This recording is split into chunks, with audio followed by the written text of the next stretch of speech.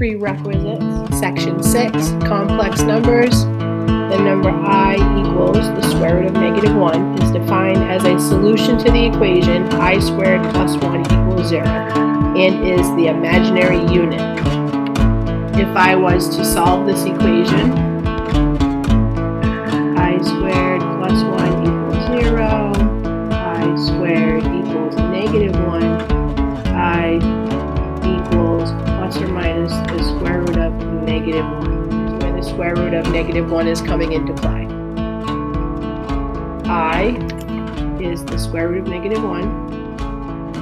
Every time that I see the square root of -1, I can replace it with an I squared would be I times I. The square root of -1 times the square root of -1, and that equals -1. I cubed would be the square root of -1 times the square root of -1 times the square root of -1. We know that the square root of -1 times the square root of -1 is equal to -1. And we still have the square root of -1. We know that the square root of -1 is I. -1 times I, which is just -I. I to the fourth, square root of -1 times the square root of -1 times the square root of -1 times the square root of -1. Well, the square root of -1 times the square root of -1 is -1 times square root of -1 times the square root of -1 is -1. And this equals 1. The short and sweet of this process that you're going to have to remember will be that I equals the square root of -1. I squared equals -1. I cubed equals -I. And I to the fourth is equal to 1. Definition of a complex number. A is the real part, and B is the imaginary part. This equation, A plus BI, is written in standard form. I can add and subtract complex numbers. 7 minus 3i plus 4 plus 5i. There is a positive outside of the parenthesis. Therefore, I know I could just drop parentheses. There's a positive out front of this one. So it would be 7 minus 3i plus 4 plus 5i. And then you're just combining the like terms. 7 and 4 would be 11. And then -3i and +5, or 5 minus 3, would be 2i. And it's written in standard form, A plus BI. When subtracting complex numbers, we need to watch out for the negative. We need to distribute that negative into the parenthesis. So we have 2 minus I, nothing up front of this parenthesis. And then we have negative times 8 is -8. Negative times 3i is -3i. And then you continue to combine like terms. 2 minus 8 would be -6. -I, -3i. Remember, there's a 1 in front of your variables. So -1i, -3i is -4i. Example 2, multiplying complex numbers. We're going to use the FOIL method. First, outer, inner, and last. 2 times 5, 10. 2 times -I is -2i. Moving on to 3i times 5 would be 15i. And then 3i times -I would be -3i squared. I times I is I squared. We're going to simplify our I terms. 10, 15 minus 2 is 13i minus 3i squared. We need to remember from the beginning that I squared is equal to -1. I is the square root of -1, and we're just going to leave it as I. But whenever I see I squared, I substituted -1. And whenever I see I to the fourth, I substituted 1. I squared equals negative 1. 10 plus 13i minus 3, and then I squared is negative 1. Basically, what's going to happen every time for I squared is it's going to change the sign of the term. Negative 1 times negative 3 is now positive 3. And again, I still need to combine some like terms here. I have 10 and 3. 13 plus 13i is in standard form. Find z squared if z equals 1/2 plus the square root of 3 over 2i, and find z cubed. Squared. What does that mean? That means that there are two parentheses here. We have 1/2 plus the square root of 3 over 2i times 1/2 plus the square root of 3 over 2i.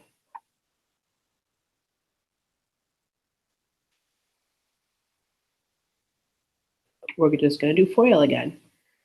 1/2 times 1/2 is 1/4. 1/2 times the square root of 3 over 2i. Multiply the numerator. 1 times the square root of 3. 2 times 2 is 4. And then we have an I.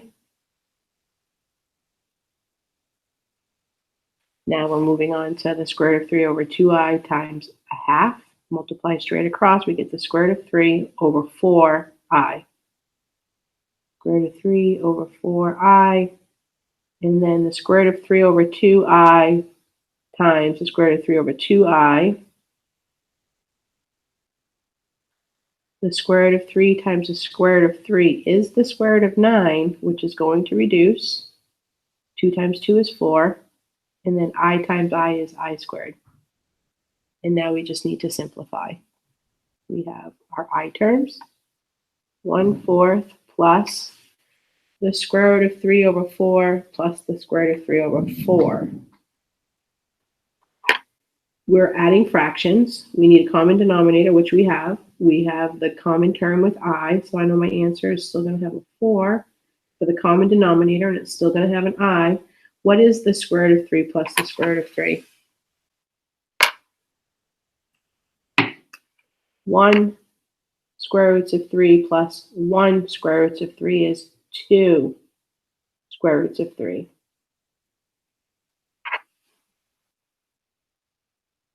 It's like adding variables. When you're adding square roots, you're looking at the coefficient out front. 1 square roots of 3 plus 1 square roots of 3 is 2 square roots of 3. And then we're going to simplify the square root of 9 as 3. And now we just need to take care of the I squared. And again, I squared equals negative 1. I'm going to change the sign of this term. Negative 1 times a positive 3/4 is negative 3/4. 1/4 plus 2 square roots of 3 over 4i minus 3/4. And now 1 minus 3/4 would be negative 2/4, or negative 1/2. I'm going to say negative 2/4 plus 2 square roots of 3 over 4i. Final answer, negative 1/2 plus 2 square roots of 3 over 4i. Now we have z cubed.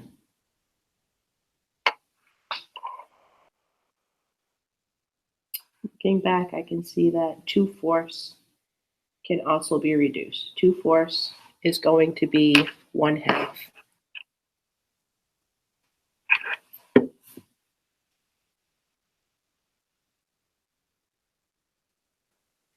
2/4 reduces to 1/2.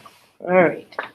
I've already multiplied 2 of these together, and I know that my answer was negative 1/2 plus the square root of 3 over 2i. And now I'm going to bring down the third one to multiply. 1/2 plus the square root of 3 over 2i. All right. 1/2, negative 1/2 times positive 1/2 is negative 1/4. Negative 1/2 times the square root of 3 over 2i is going to be negative 3 square root of 3 over 4i. Square root of 3 over 2i times 1/2 is the square root of 3 over 4i, and that one's going to be positive. And then the square root of 3 over 2i times the square root of 3 over 2i going to be the square root of 9 over 4i squared. All right, I can combine these two. They cancel. A positive square root of 3 over 4 and a negative square root of 3 over 4i. That leaves me with simplifying this term and taking care of that I squared. We have negative 1/4 plus 3/4 I squared. And again, I squared equals negative 1. It's going to change the sign of 3/4. Negative 1/4, negative 3/4, which equals negative 1.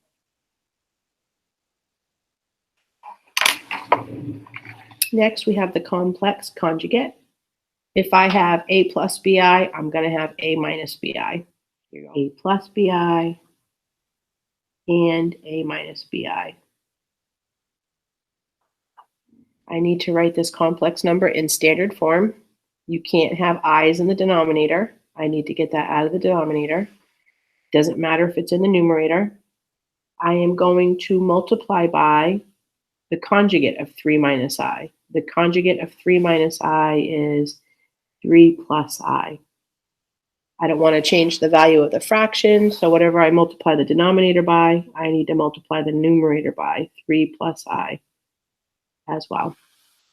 And now you're just thinking about this as two separate problems. Start with the numerator. 2 times 3i, the distributive property, 2 times 3 is 6. 2 times I is 2i.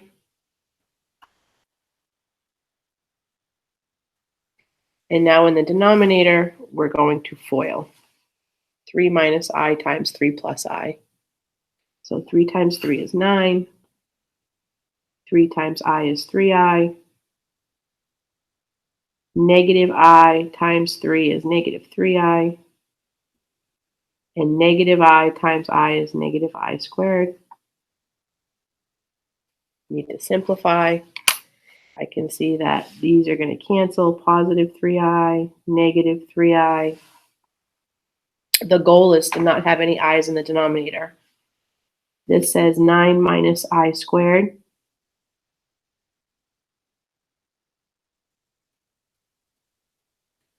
I squared equals negative 1.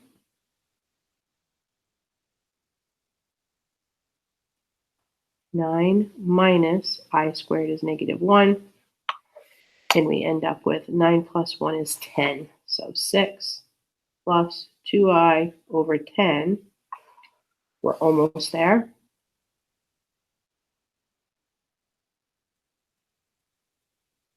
We need to put this in standard form. This is not in standard form, and it's also not reduced. Standard form is a plus bi. So 6/10 plus 2/10 I. Split them up, 6 over 10, 2 over 10, and you can see your fractions need to be reduced.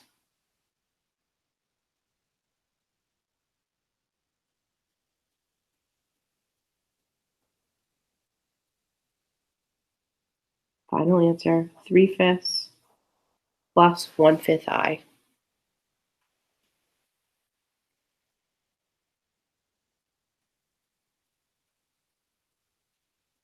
We need to multiply by the conjugate. We got an I in the denominator. The conjugate of 2 minus 3i would be 2 plus 3i.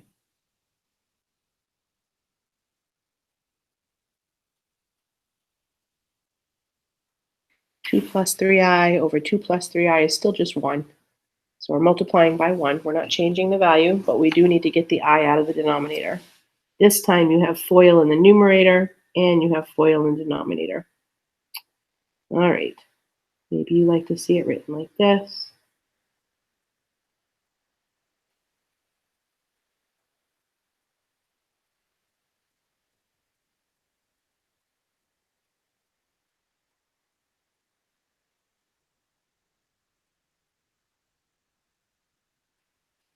So that you can clearly see that you're going to be foiling. Distributed property 4 times. All right, 5 times 2 is 10. 5 times 3i is 15i. I times 2 is 2i. I times 3 is 3i squared. 2 times 2 is 4. 2 times 3i is 6i. Negative 3 times 2 is negative 6i. Negative 3i times 3i squared is negative 9i squared.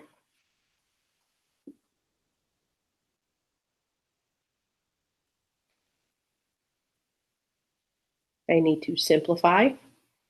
I have some i's here that I'd like to simplify. 15i.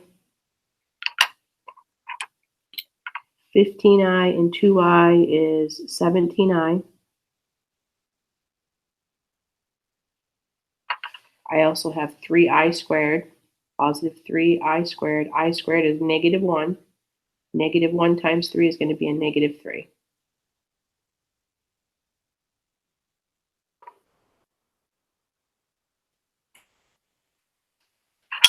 So I have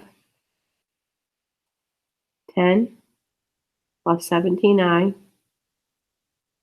minus 3 over, and in the denominator,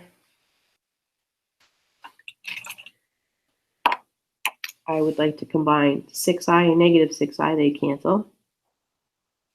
And then I have negative 9i squared. I squared is negative 1. Negative 1 times negative 9 is a positive 9. So we just have 4 plus 9.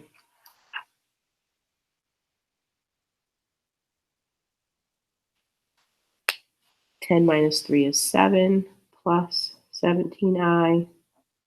4 plus 9 is 13. And then the final step was just to put it in standard form. 7 over 13 plus 17 13ths I.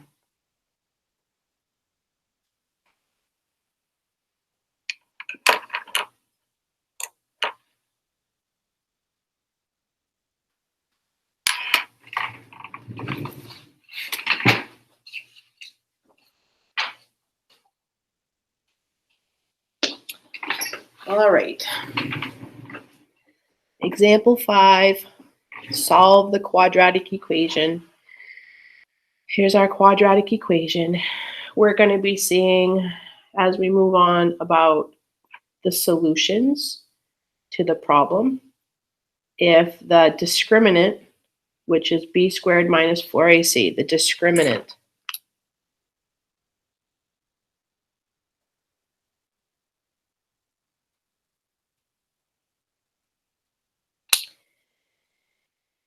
if the discriminant is greater than 0, so if I substitute in b, a, and c, and I find that value and it's greater than 0, that means I'm going to have 2 real solutions. If I have that my discriminant is equal to 0, there's 1 solution. If I see that my discriminant is less than 0, so that means that anything under the square root is less than 0. What kind of numbers are less than 0? Negatives. If I have a negative under the square root, that means it's imaginary, which means it wouldn't be crossing the x-axis. So if the discriminant is less than 0, there's no solutions because they're imaginary. 2 imaginary. When it equals 0, there's 1 solution. And when it's greater than 0, there's 2 solutions. We are going to use the quadratic formula to solve this quadratic. So x equals negative b plus or minus b squared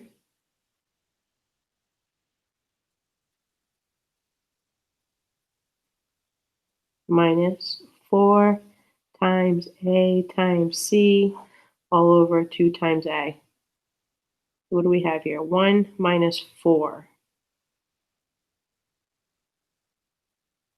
Negative 1 plus or minus 1 minus 4 over 2. Negative 1 plus or minus the square root of negative 3 over 2. When I see there's a negative,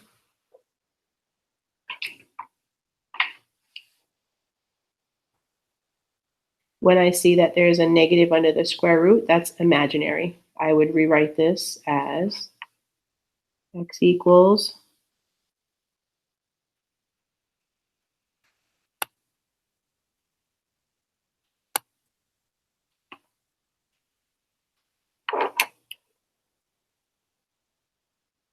negative 1 plus or minus the square root of 3i. The I is on the outside over 2. And then, let's see, I'm solving the quadratic form. So what do we have for solutions? We have that x equals negative 1/2 plus the square root of 3 over 2i and negative 1/2 minus the square root of 3 over 2i. Those are the two solutions.